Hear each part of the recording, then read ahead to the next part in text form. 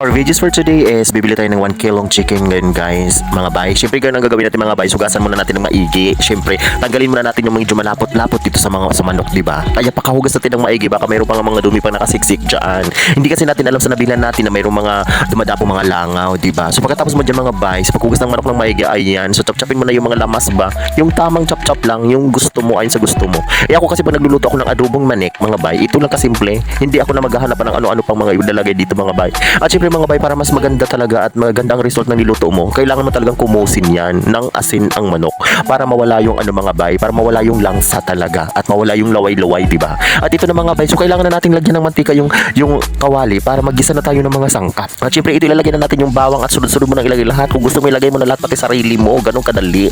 At siyempre mga bay, siyempre bay, halu-haluin mo ng maigi ayon sa gusto mo, hindi mo makipaghalo ka pa sa iba, Charles. At ayun ilagay mo na yung manok at hayaan mo munang sipsipin niya yung yung alam mo na yun mga bay, hindi yung sinisipsip na magsipsip ka sa iba, Charles. At ito lang naman kadali mga bay, ayan, hayaan mo lang siyang sipsipin lahat ng mga amo, tapos lalagyan mo na siya ng tuyo pagkatapos na nakita mo na siyang, alam mo nang nawala na yung niya, nawala na yung basta yung parang kulay red na part dito sa manok mga bay ba. So kailangan mo talagang mawala na yun at ito timplahan mo na. Ilagay mo na lahat para sipsipin ng manok habang kumukulo, 'di ba? So hayaan mo lang siyang kumulo hanggang sa ikaw ang mapagod, 'di ba? Ganun lang kasimple mga bay magluto ng adobo. Hindi na yung marami ka pang chichi-burichi na anong ginagawa-gawa mo pag nagluluto. 'Di ba? Ganun lang yun bay. Kung kailangan mo magtipid talaga ng mga sangkap mga bay, so ganito lang kadali mga bay. Oh, tignan niyo naman yung adobo na uswak na pak. Talagang ang sarap-sarap.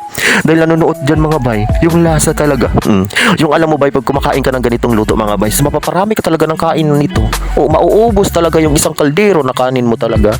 At linti na lang mga bay kung hindi ka talaga magpururot sa sobrang sarap nito. Kaya ito ba natin yun na mga bay. Hanggang dito na lang ang aking video mga bay.